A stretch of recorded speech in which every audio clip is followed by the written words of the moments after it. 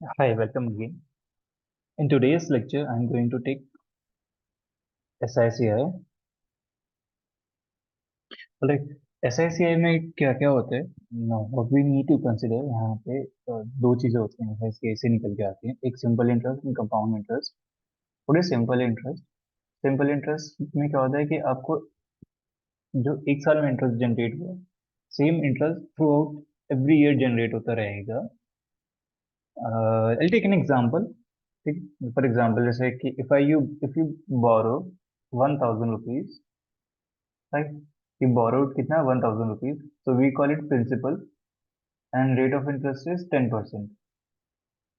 तो every year, like कि मैं किसी से पैसे उधार लेके आया 1,000 रुपये और उसने रेट ऑफ चार्ज लगाया 10%। अब 10% से क्या होगा कि इनिशियली वो 1,000 तो रहेगा ही रहेगा। आफ्टर 1 ईयर तो आई हैव टू पे 10% ऑफ 1,000।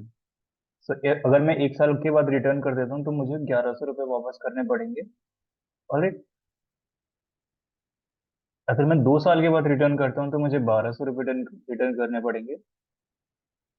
अगर मैं 3 साल के बाद करता हूँ तो मुझे 1,300 रुपये रिटर्न करने पड़ेंगे। इसी एवरी ईयर क्या होगा ना कि 10% चार्ज होता रहेगा 1,000 पे, 10%। और यहाँ से लेके 10%। तो फर्स्ट ईयर में कितना था, 10% लगाया उसने, सेकेंड ईयर में भी 10%। सो फर्स्ट ईयर का इंटरेस्ट कितना हुआ? तो फर्स्ट ईयर में 100 रुपये निकला। सेकेंड ईयर में इंटरेस्ट कितना हुआ? सेकेंड ईयर में बोल रहा हूँ, सेकेंड ईयर में कितना, अगेन 100 रुपये। अभी 1,200 से 1,300 रुपये हो गया। अगेन थर्ड ईयर में कितना इंटरेस्ट लगा? तो यहाँ पे भी इफ यू सी दिस, ये अगेन 100 रुपये ही लगा। लेकिन अगर आप यू सी दिस कि 2 ईयर्स में कितना लगा यहाँ से लेके यहाँ तक, 2 ईयर इंटरेस्ट ऑफ 2 ईयर्स, ये होगा 200 रुपीज। अगर आप देखोगे कि 300 ईयर, 3 ईयर्स में कितना इंटरेस्ट जनरेट हुआ, इंटरेस्ट ऑफ 3 ईयर्स कितना होगा? 300 rupees.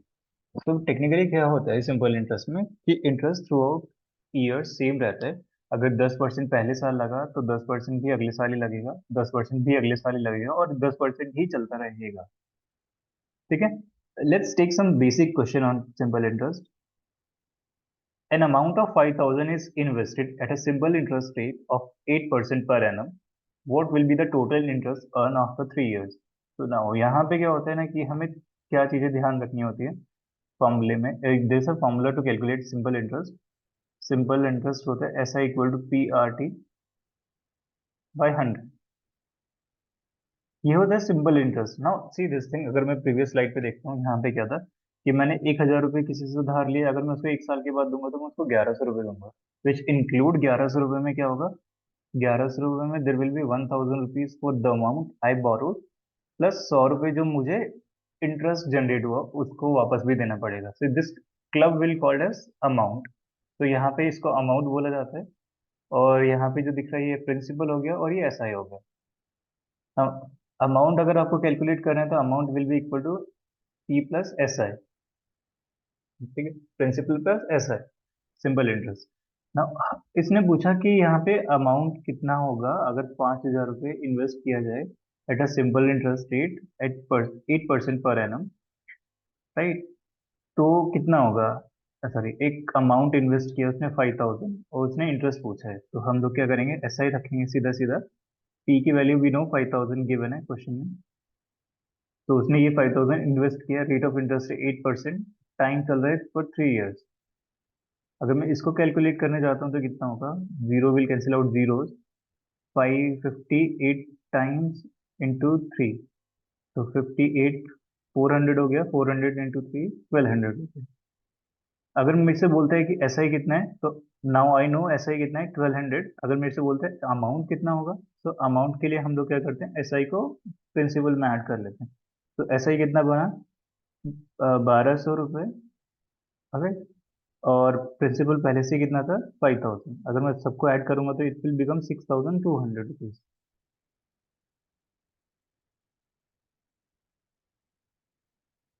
Alright, let's take another question on this. This is a quite easy.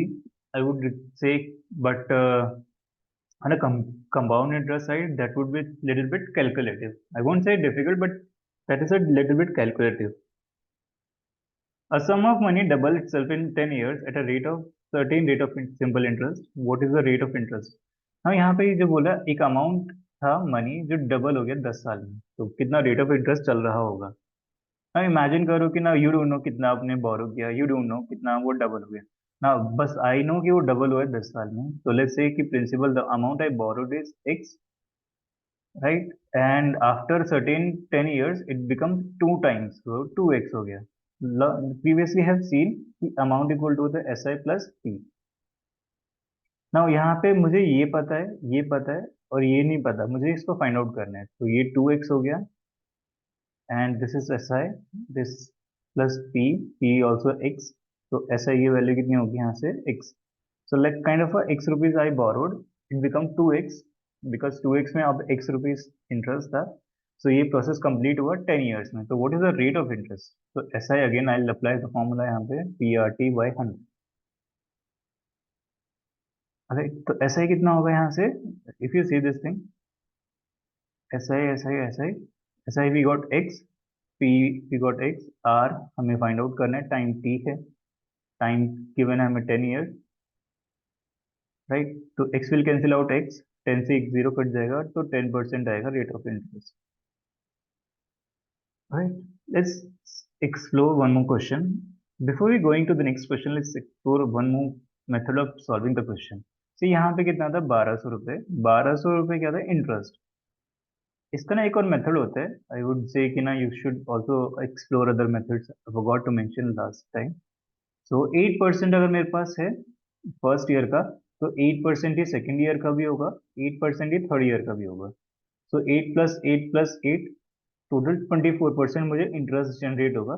और ये 24% इंटरेस्ट है, ऐसा ही है किसका?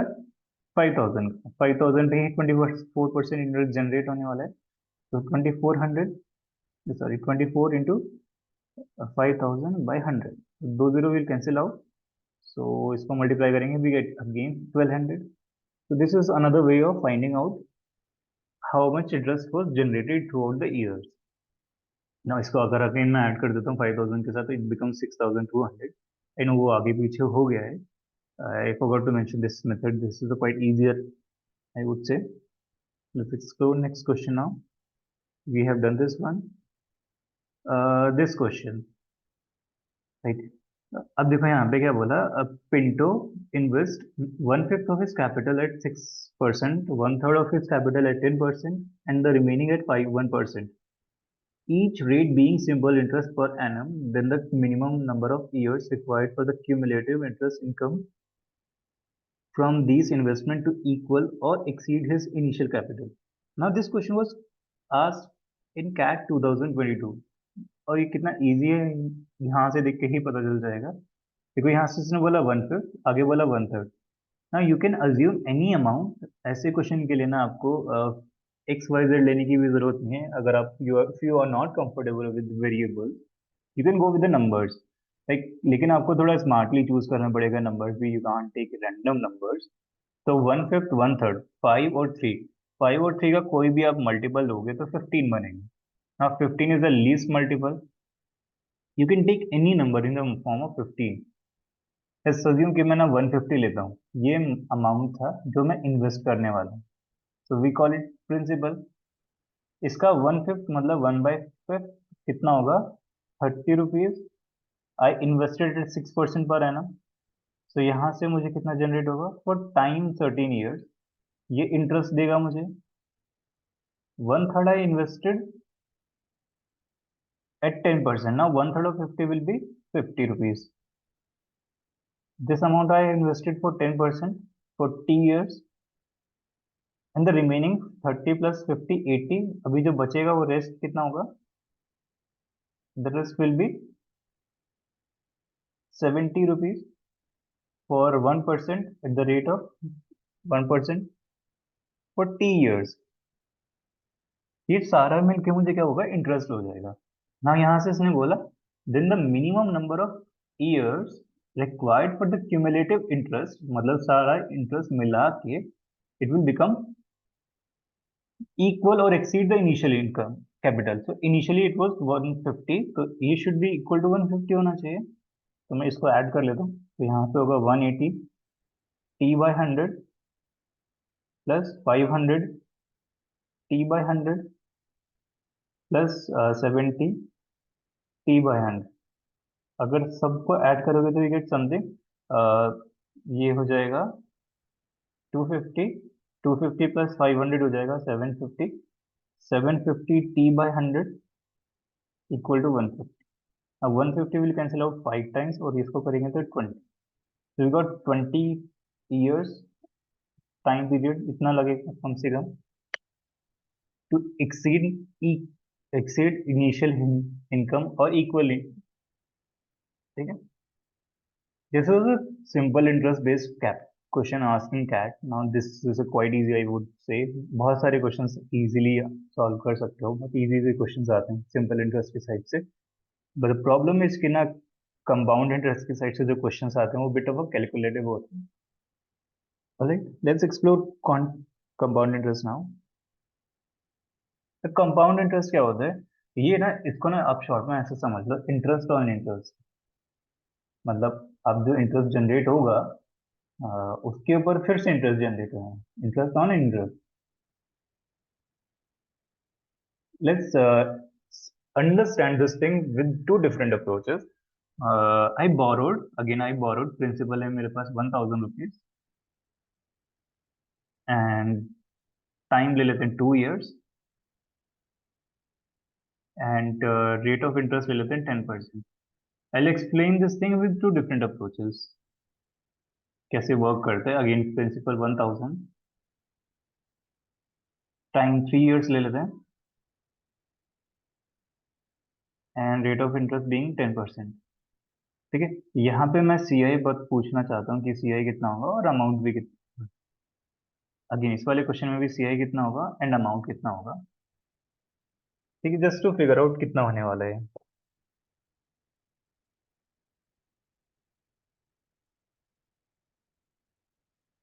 राइट. सी जैसे कि 1000, I borrowed 1000 rupees. When I took this loan, तो मेरा फर्स्ट ईयर स्टार्ट हो गया. राइट. फर्स्ट ईयर स्टार्ट होगा और फर्स्ट ईयर स्टार्ट होने से पहले ही मैंने जैसे जनवरी 2024 को मैंने 1000 रुपये किसी से उधार लिए. तो जनवरी खत्म होने, ये साल 2024 खत्म होगा दिसंबर में, और दिसंबर में आई हैव टू पे बैक हिम 10%. अगर मैं 2 साल के लिए ले रहा हूँ तो 10% मुझे इंटरेस्ट पे करना पड़ेगा. So interest will be 100 rupees, 10% of 1000. सो फिर नेक्स्ट ईयर स्टार्ट हो जाएगा. दिसंबर खत्म हुआ, जनवरी 2025 से लेके 2000 दिसंबर 2025 तक ये सेकेंड ईयर रहेगा. नाउ सेकेंड ईयर जैसे ही कंप्लीट होगा ना, आई हैव टू पे अगेन सेकेंड ईयर का इंटरेस्ट. तो सेकेंड ईयर का इंटरेस्ट कितना होगा? अगेन 100 रुपये. लेकिन जब मैं सेकेंड ईयर में था ना 2024 5 में, तो जो 100 रुपये 24 का था ना, इसके ऊपर भी इंटरेस्ट चार्ज होगा 10% इसका, and it will become 10 rupees. So the CI will be total 100 plus 100 plus 10. It will be 210 rupees. अगर मुझसे बोलता है अमाउंट कितना होगा, now I know C I plus principal को ही अमाउंट बोला जाता है. So 210 plus 1000 rupees, it will be 1210. Let's explore this one again. कि अगर मैं 1000 रुपये उधार लेके आता हूँ, तो मेरा जब फर्स्ट ईयर खत्म होगा, फर्स्ट ईयर जनवरी, फर्स्ट ईयर स्टार्ट हुआ, यहाँ से टाइमलाइन देख लेते हैं. जैन 2024 से अब यहाँ से लेके पहले साल में होगा 100 रुपये.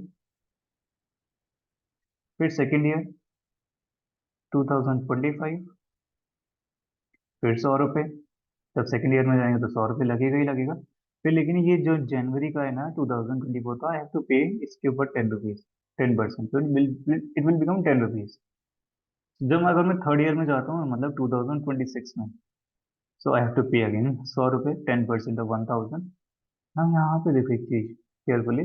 ये तो 2026 का इंडिविजुअल था, ये 2025 का है, तो इसके ऊपर 10% लगेगा, इट विल बिकम 10. इसके ऊपर लगेगा वन हो जाएगा ना। ये कैसे रह गया, इसके ऊपर भी लगना चाहिए, तो ये भी लगेगा। तो this entirely will become my C I. 100 रुपये, 100 रुपये, 100 रुपये, 300 रुपये, और 10 + 10 30, 31, तो 331 रुपीज। अगर ये सी आई है तो अमाउंट कितना होगा, C I plus P, that will be 331 + 1000 rupees. So this is 1331। ठीक, this is a basic representation of compound interest. इसी को ना इंटरेस्ट ऑन इंटरेस्ट बोला जाता है। ठीक, let's explore this thing by another approach.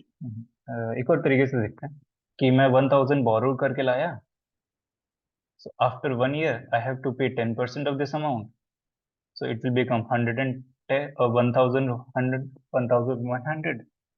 फिर इसी के ऊपर इंटरेस्ट जनरेट होगा 10%, तो इट विल बिकम 1210। फिर इसी के ऊपर इंटरेस्ट जनरेट होगा, it will become 1331। You see, ये चीज ना सक्सेसिव परसेंटेज को दिखाती है, सक्सेसफुली परसेंटेज बढ़ रहा है, एक ही नंबर को बार बार बढ़ाया जा रहा है ना। यहाँ पे कितना हो रहा है ये ध्यान से देखना। Interest of first year,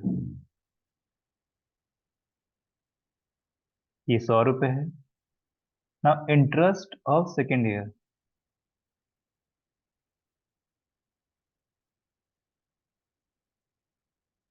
if you see 100, एक 1100 से 1210 तक, ये 110 रुपये हो गया।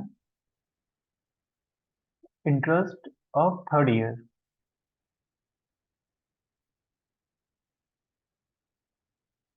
ये हो गया 121। लेकिन आप अगर यहाँ से लेके यहाँ तक का देखोगे, इंटरेस्ट ऑफ 2 इयर्स,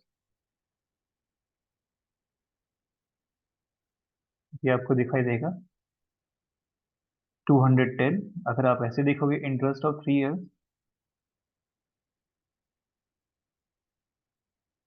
तो आपको दिखाई देगा 331। ठीक है, this is how we calculate, but as we can see this number is continuously increasing, so we can apply successive percentage here। और successive percentage क्या होता है, जैसे a plus b plus a into B by 100। Alright, so यहाँ पे मैंने a और b की वैल्यू क्या रहेगी, 10% रख सकते हैं, क्योंकि हमारे पास दोनों सेम ही है।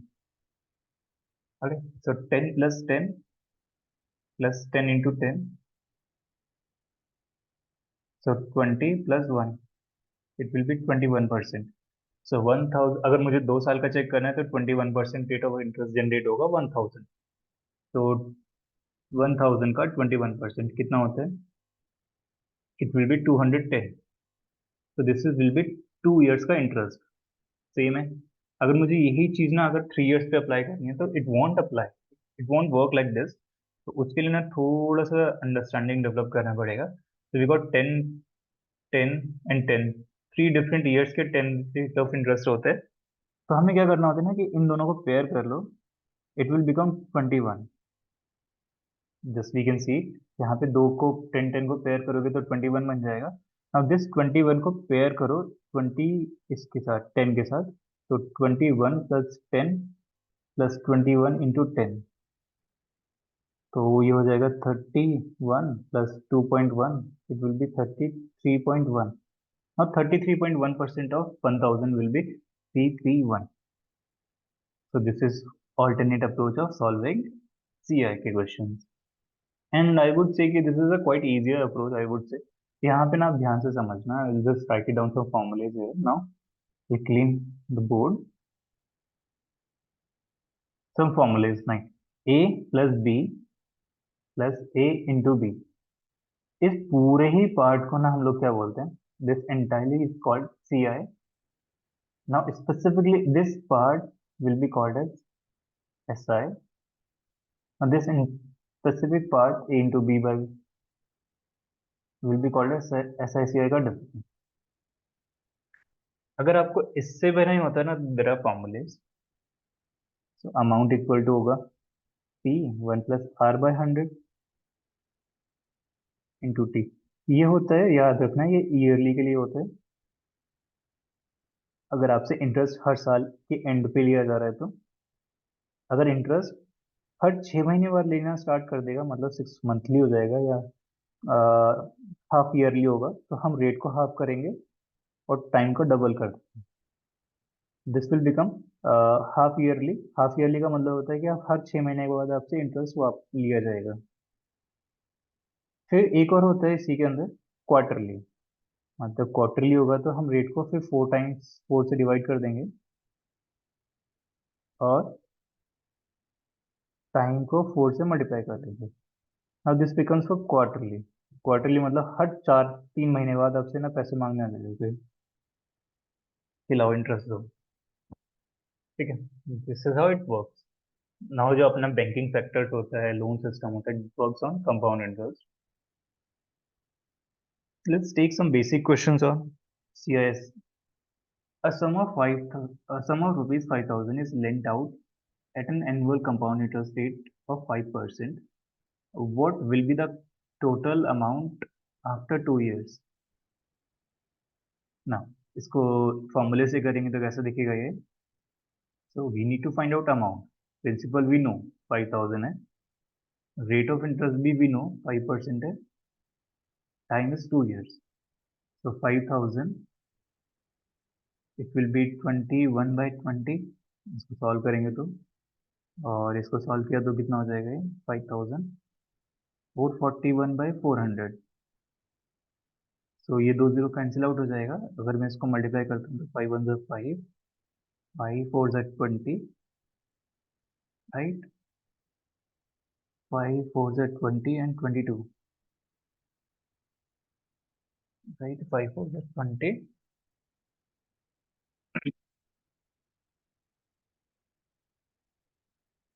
will be 5 4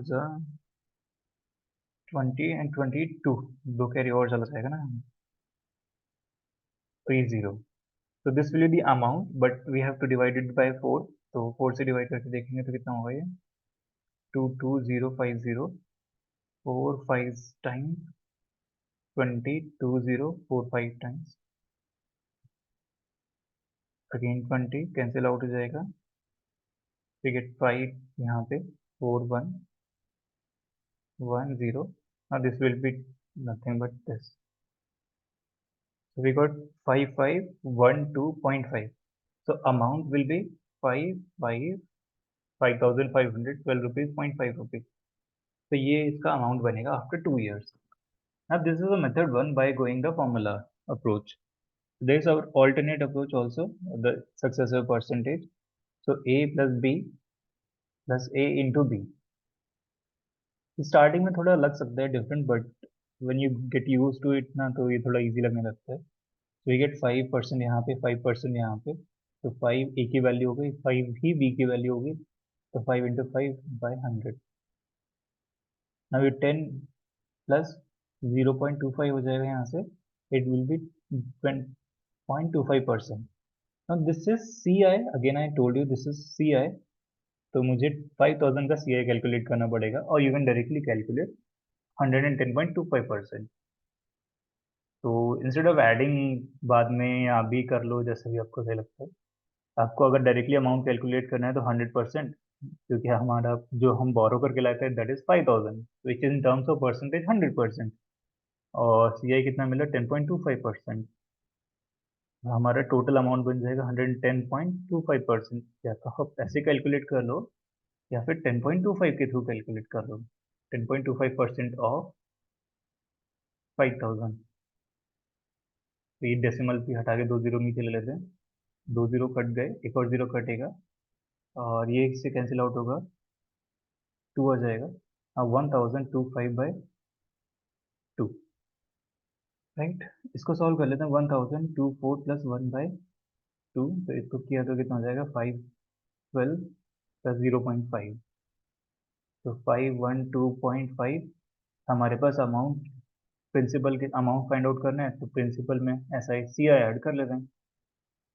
प्रिंसिपल 5,000 है, सी आई निकला 512.5, तो हो जाएगा 5,512.5।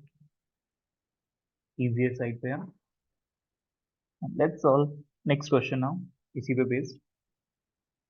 In how many years will a principal amount of 1000 will become 1728 rupees when compounded annually at the rate of 20% per annum? Now sometimes वो जो formula था A plus B वाला works very well, but like this question I would say कि you should go for the formula approach, to normal formula like this: A 1 plus R by 100 T। तो ये हो गया 1000, amount we know 1028 है, यहाँ पे 1000 है principal, we need to find out time, तो ये 20% हो गया रेट ऑफ इंटरेस्ट। अब टाइम चाहिए मुझे बस, तो 1028 बाई 1000, 1728 बाई 1000, यहाँ पे 1/5 और टी। इसको सॉल्व करोगे ना तो यू विल फिगर आउट कि ये अपने पास है 12 का क्यूब और नीचे है 10 का क्यूब। ये दिखेगा ना, ऐसा दिखना स्टार्ट हो जाएगा, और इधर ऐड करोगे तो इट विल बिकम 6/5, और यहाँ पे टी, तो इसको आधा कर लो, इट विल बिकम 6/5 3, और यहाँ पे हो जाएगा 6/5 T. By comparing both side, ये दोनों सेम है तो it has to be same, तो टाइम विल बी 3 years। यहाँ पे 3 years लगने वाले हैं इस प्रोसेस को कंप्लीट होने में with this rate of interest. Alright, let's take another question. Anil invests some money at fixed rate of interest compounded annually. The rate interest accrued during the second and third year are 806 rupees 0.25 and 866 rupees 0.72 respectively.